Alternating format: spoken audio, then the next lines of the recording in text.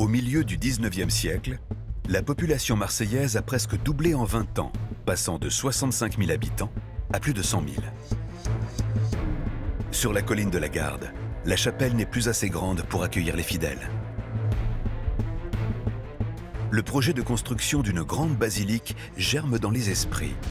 Mais comment convaincre l'armée de céder une partie de son fort pour le réaliser? La carrière militaire de ce fort a été très modeste. Et milieu 19e siècle, il ne sert plus à grand-chose d'un point de vue militaire.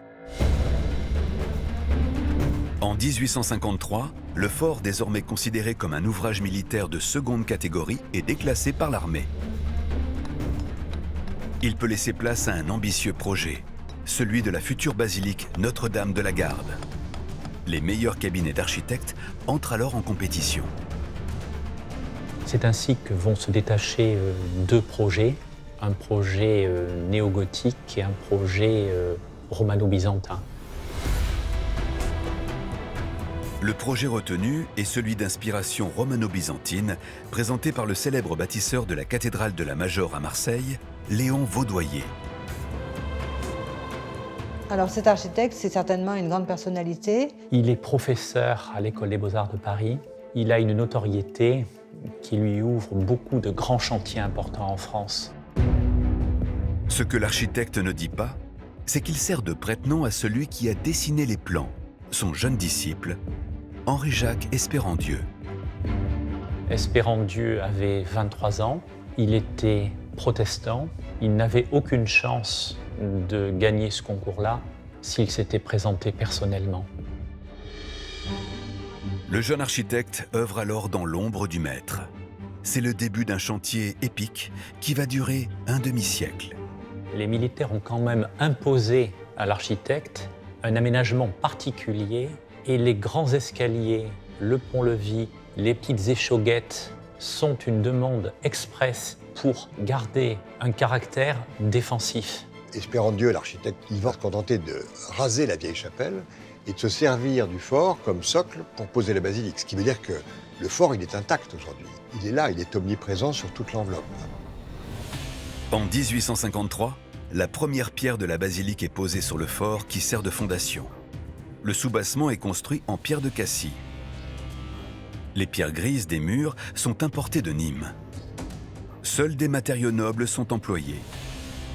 Ce qu'il y a de plus fou, c'est qu'on est allé chercher des pierres excessivement loin. La pierre gris-verte, elle vient de Florence, un peu de grès rose des Vosges, et on ira même chercher en Algérie de l'onyx. À l'intérieur de la basilique, la nef, agrémentée de 6 chapelles latérales, mesure 32 mètres de long et 14 mètres de large. L'extraordinaire mosaïque du plafond, fruit de milliers d'heures de travail, s'étend sur 1200 mètres carrés. Une prouesse architecturale qui témoigne de l'excellence des bâtisseurs. C'est à une époque où on veut faire pour Notre-Dame de la Garde ce qu'il y a de mieux construit, avec les matériaux les plus solides et les plus riches. Matériaux onéreux, main-d'œuvre qualifiée, le budget de la construction estimé à 700 000 francs au départ va exploser.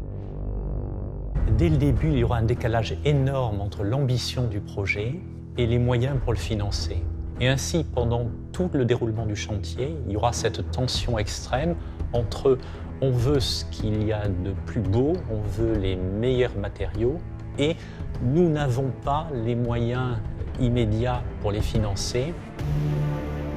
L'avancée des travaux dépend de la générosité populaire, des dons trop irréguliers qui viennent à manquer. Le chantier est menacé. Le chantier démarre en 1953, à peine 5 ans après, il s'arrête. 200 ouvriers se trouvent au chômage. C'est un retentissement dans la ville. Il faut lancer des souscriptions, il faut faire appel à l'État, il faut se débattre pour arriver à financer ce projet-là.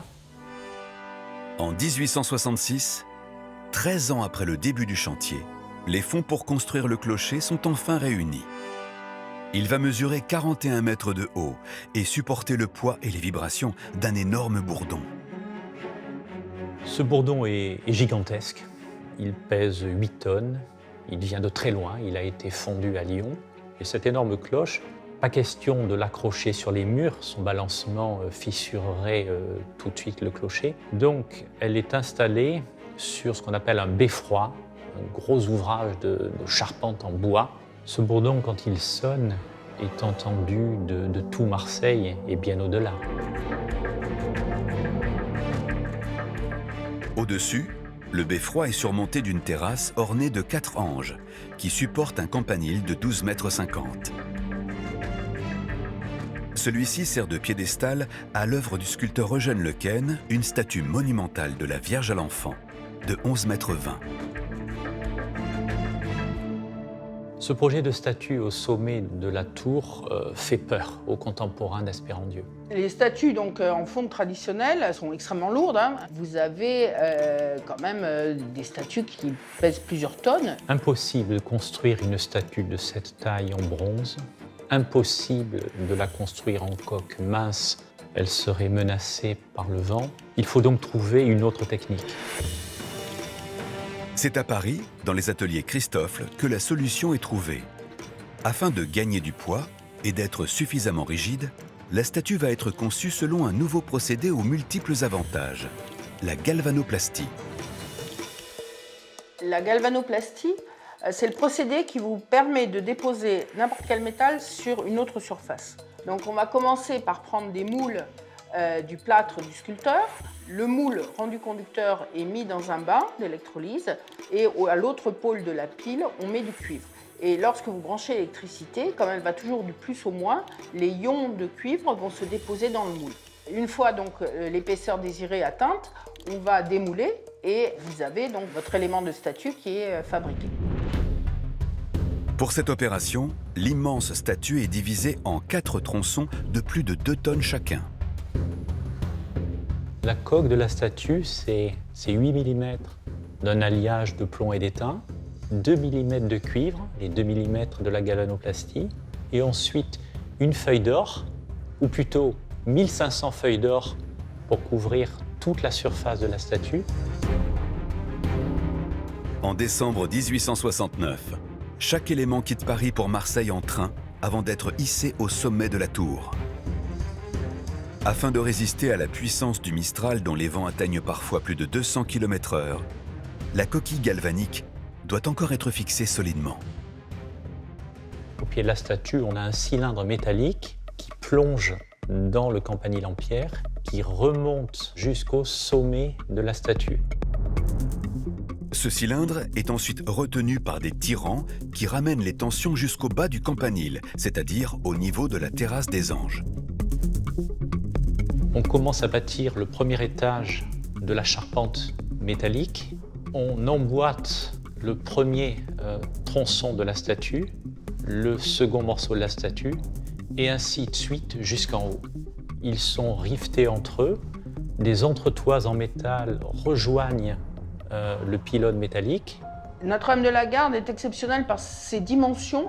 On est sur une statue qui, de mémoire, fait 10 tonnes. Je dirais que c'est une des réussites techniques les plus abouties du 19e siècle en matière de galvanoplastie. À l'intérieur de la statue, un escalier hélicoïdal d'1,20 m de diamètre conduit jusqu'à la tête de la Vierge, d'où l'on peut observer la ville. Après une longue campagne de rénovation achevée en 2008 pour un coût total de plus de 5 millions d'euros, la Bonne Mère a retrouvé son lustre d'antan et peut à nouveau affronter les intempéries comme au premier jour.